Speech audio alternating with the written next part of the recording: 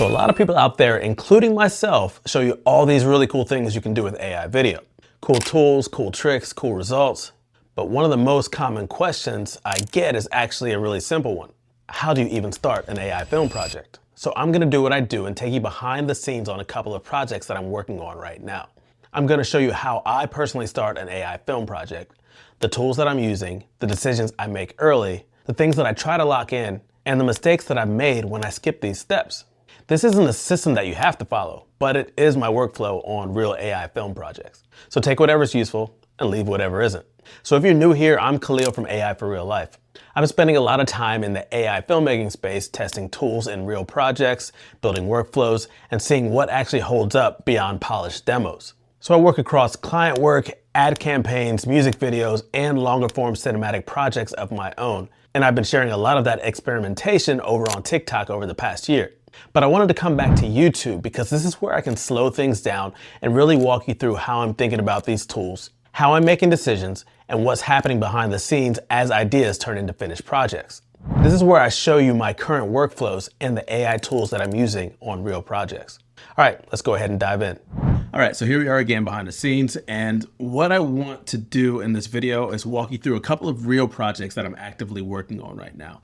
And I want to show you how I actually start an AI film project. So I've got some client work here that I can't show you publicly, but alongside that, I'm developing a few projects in parallel, a few personal projects. These are actually pretty perfect for pulling back the curtain and showing the whole process honestly without polishing it into like a whole demo sort of thing.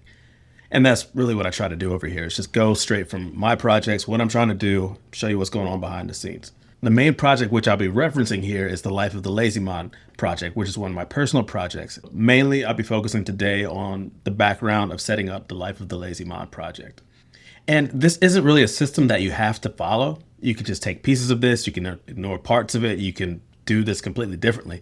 I'm honestly just showing you my world and my process and what's been working for me so far. And this changes as things progress and new tools come out. So what I started noticing, especially on my own projects, was a pattern.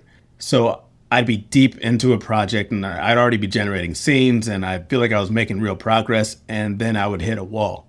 Like a character wouldn't match earlier scenes, or the outfit would drift, or a location would suddenly feel wrong compared to where the project started.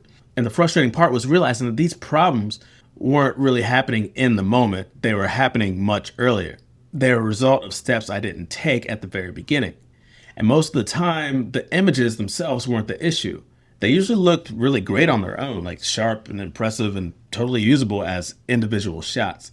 But once I tried to turn everything into a cohesive film, things started drifting a bit. So the characters, they would slowly change, and the props, they would disappear, or spaces wouldn't line up from scene to scene. And for me, that wasn't really a prompt problem. It seemed like a setup problem. And I realized I was trying to solve things late that could have been decided much earlier. And that's where this whole process started to really take shape. So for this whole thing, the biggest shift for me was really this. I stopped thinking about AI as just a set of tools for generating images and videos. And I started thinking about it more like having access to the elements of a film crew. And once I started kind of asking myself, what would I do if this was a traditional production, everything started to change. So instead of jumping straight into the generation, I started asking, what would I actually need from each part of this process? So slowing things down at the very beginning, it was really hard, especially coming from a purely creative sort of background. But I kept noticing the same thing as I was doing this. The more intentional I started to become up front, the better the final results are also starting to become, if that makes any sense. So when I'm starting any project now, the first thing that I look at is whether there's already a script or a story in place. So if I'm working for a client, a lot of the times that's already done unless they want you to help them create it. If it's my own project, most of the time it isn't quite mapped out completely. And when that's the case, I don't jump into image and video generation quite yet, unless it's just for loosely exploring like ideas and just coming up with concepts. I usually start in ChatGPT and just brainstorm. So nothing fancy. I'm just kind of getting started, getting the idea out of my head and shaping it into some form of story or a script or whatever. And once I have something that's really workable and really starting to take shape, a lot of times I move it into Gemini. And the reason is, for me, Gemini has been really useful for stepping back and analyzing structure and scripts and things to do with film. It seems to do a really good job with those kind of things. So I ask things like, does this story actually work? Are there gaps? Is the art clear? How does the script look? And once I'm happy enough with what we've kind of distilled it into, I have it formatted into a clean, very descriptive script. So at this point, that's where I start to feel comfortable with actually moving forward with the next step of the process. So the next step for me is getting everything centralized. So this is one of those behind the scenes things that doesn't really sound exciting because it's not, but it's been a huge unlock for me. What I've been really trying to do here is build this sort of external brain for the project. And you can do this on many different levels, but this is just using the tools that I have at hand. So I usually do this in two different places. First, I'll create a ChatGPT project and I'll upload the script and any related materials directly as project files.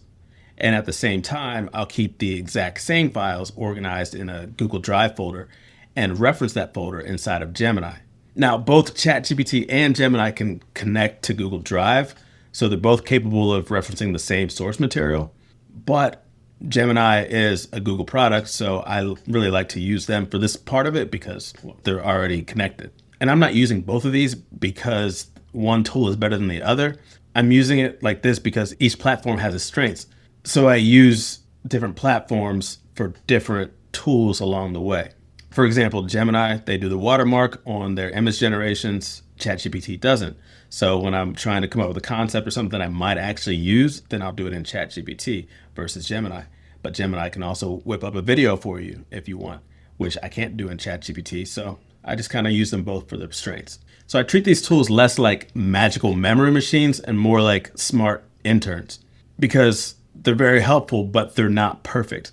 They'll forget details, they'll mix things up, and if you let them run too long without grounding them, they'll hallucinate. They'll just come up with their own details of their own. So throughout the project, I'll regularly redrop in the script or relink the drive folder and remind the AI that this is the source of truth that we're trying to work from here. And by doing that, I'm not relying on my own memory and I'm not relying on the AI's memory either. I'm giving both of us something concrete to reference and go back and forth and refresh both of our memories. And that one habit alone has saved me from a lot of mistakes downstream that are really hard to fix once you're already deep into generation.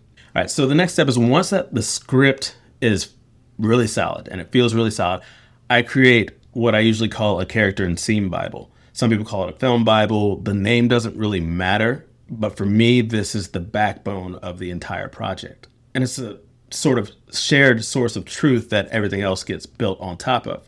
So what this document actually looks like is pretty straightforward, but it's doing a lot of the heavy lifting behind the scenes, at least for my process. At the top, it usually outlines the purpose of the project and the core themes, just so there's context there, just enough so that anyone looking at it understands what kind of world we're building. And then it breaks down into sections. First is characters, and for each character, I'm documenting things like their role in the story, their age, their physical presence, personality traits, emotional tone, really anything in the script that affects how they should look or behave. Now, wardrobe or props are tied to that character, especially for a certain scene. Those get notated here too. And the next part of the Bible are the scenes and the locations. So for each location, it gets its own entry. It kind of tells what the space is, why it matters narratively, the mood, the time of day, any really physical details that are mentioned in the script that needs to stay consistent. This is where a lot of drift usually starts if you don't get it down now. Because what will happen a lot of times is you'll start to generate and not realize that something down the line in the script needs to be notated at the very beginning. And then you're already like 5 hours in or however long in, and you got to go back and start over. And we do the same thing with the props. Really anything that shows up more than once or matters to the story gets called out. Cars, phones, clocks, specific elements that shouldn't magically disappear halfway through your piece. The key thing here is that I'm not really even generating anything yet. I'm just extracting everything first. So once the Bible is generated from the script, I treat it as a canon, which is a word I just learned, but is an official part of the story. So if something changes later, I try to update the Bible first. And I say try to, because I don't always do it, but then I move forward from there. And that's the way the entire project kind of stays grounded. And whenever I skip this step, I usually end up paying for it later, but I still skip the step sometimes. So this isn't really about over planning. It's about not relying on memory, especially once you're deep into the generation, because it really all starts to blend together after a while. All right, so the next step is once everything is extracted, the next phase for me is casting. So if characters aren't already defined, I'll usually generate multiple versions, and I'll use different tools for different strengths. I really like Midjourney for character discovery and character creation. Sometimes I use Nano Banana Pro because it works really well with Realism. But in this phase, I don't typically force one tool. I just kind of let the best result win for that project. And if I'm working with a client, I even treat it like a casting sheet and let them choose. And during this phase is a good time to test out some new tools, see which image generators are out there and giving you different kind of results based on what you're trying to create. So once a character is chosen, I just lock it in. So after the character is locked, the very next thing that I typically do is take that base headshot and clean it up with a realism focused prompt. This isn't about changing the character, it's about taking the chosen image and pushing it away from the obvious AI look so it feels more grounded and usable for the project. So I usually take the locked character image and I run it through a realism or anti-AI prompt and generate a clean, believable headshot that becomes the main reference going forward. See, that cleaned up headshot is what I treat as the character's official face. And then from there, I generate post sheets with the different angles of the character. And this step has really helped me massively reduce character drift once I start placing characters into actual scenes. And you can do this many different ways. You can do it with a headshot and a full body shot. You can do all the different angles. You can do it a lot of different ways. And around the same time that I'm doing this, I start to lock in the wardrobe. So if a character is wearing a specific outfit in a scene, I try to treat that outfit as part of the character's identity for that moment. A lot of times I'll generate post sheets with the character already wearing that outfit so that I'm not relying on text prompts alone later on. So I do the same thing with props, with cars, phones, clocks, really anything that matters to the story gets its own reference or product sheet or image so that I'm not guessing later or trying to fix the inconsistencies after the fact. This part of the process definitely takes time, but it's also saved me a lot of time and frustration once I'm deep into the generation process. And I'm also in the process of turning all of these prompts and templates into proper guides for setting up AI film projects like this. And if I've managed to get that together by the time this video is live, I'll put the link in the description and you can dig into the exact prompts and formats that I'm using. Now, this is something that I actually run into a lot. It actually happened to be on a scene that I was helping someone build the other week. What happens is every time you edit an image, it softens a little bit using Nano Banana Pro, using ChatGPT image. And you don't always notice this at first, like one tweak here and another adjustment there, but after 5 or 10 changes, it really adds up. The image loses that crisp, grounded feel, and the models have gotten a lot better at handling this, but it still happens. So one fix for this is upscaling. Upscaling can help a lot of times. Tools like Topaz Bloom, which I've started using a lot lately, have helped me in these specific situations. But sometimes I'm so far down the line that I need a more drastic approach. And what's worked best for me in these situations is essentially starting over. So let me explain. So what I'll usually do is push a scene as far as I possibly can first. And by that, I mean, I'll make all the changes I need. I'll dial in the framing. I'll get the props where I want them. I'll set the lighting, the mood, the wardrobe, everything.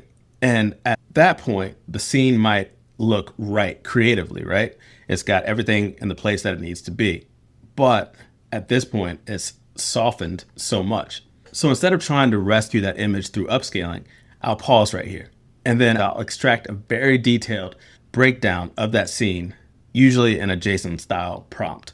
And you can do this a few different ways. I built a little gem in Gemini that extracts a JSON from an image. You can do it in a lot of different places where it'll extract that for you. So that breakdown includes everything that makes the scene work: the composition, the character details, the wardrobe, the props, the lighting, the environment, and the overall cinematic intent. And then what I'll do is I'll regenerate that scene from scratch using that extracted prompt along with all my locked in reference images. So even though it feels like I'm starting over, I'm not guessing, I'm rebuilding the scene with much higher fidelity. And don't get me wrong, this can take a few attempts, sometimes more than a few. But if I can get it to a point where that regenerated version looks nearly perfect, that's when I know I've got a high quality scene, character or setup or whatever it is that I'm trying to lock in. At that point, it looks nice, crisp, and ready to generate video from. And the final step before we get into the heavy generation phase is one that I honestly have to actively remind myself to do. I've skipped this more times than I should have. And this step is locking in the visual style. So locking in the visual style early doesn't really feel urgent when you're excited about a project. You want to see something on the screen, you want to start generating, but every time I push past this step, I end up paying for it later, which I literally did on this past project.